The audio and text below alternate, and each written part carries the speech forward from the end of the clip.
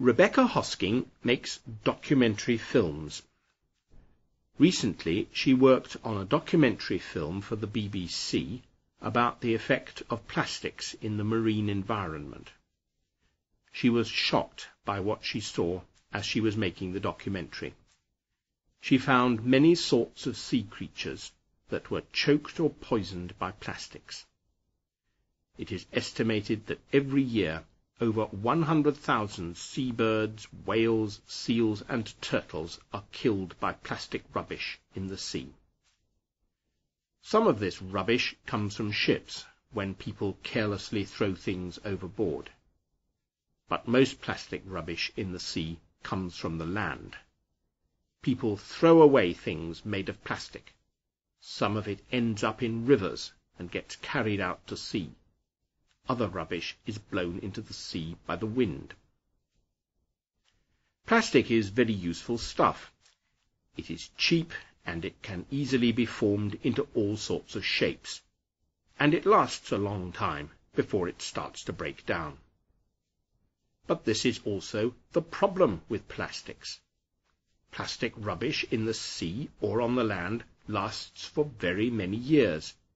With time, plastic accumulates in the environment in greater and greater quantities. And the strange thing is that we often use plastic things for only a very short time before we throw them away.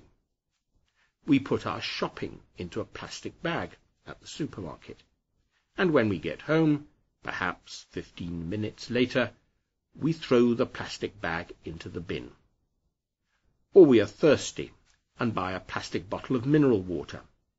10 minutes later, we have drunk all the water and throw the bottle away. Some other countries have taken action to reduce the amount of plastic rubbish. In Ireland, for example, you have to pay for plastic bags in the supermarkets, and most people have stopped using them. In Britain, you can return used plastic bags to some supermarkets, and some local councils collect some sorts of plastic for recycling. But most used plastic in Britain is simply thrown away. I am afraid that our government talks a lot about environmental problems, but does not do much about them. Rebecca Hosking realized that it was no good waiting for our government to act. Ordinary people had to take the initiative themselves. Rebecca comes from a small town in Devon in southwest England called Modbury.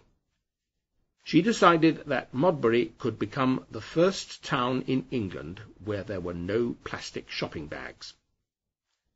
For many weeks she talked to the traders in Modbury. She explained time and again about the damage which plastic does in the environment. She researched the possible alternatives to plastic bags, how much they cost, where they come from, and how they can be used. Gradually, she got all the shopkeepers in Modbury to agree.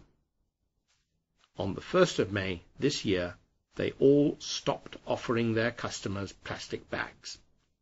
Modbury is the first plastic bag-free town in Britain, and perhaps in Europe. If you ever visit the beautiful county of Devon, be sure and shop in Modbury. Goodbye.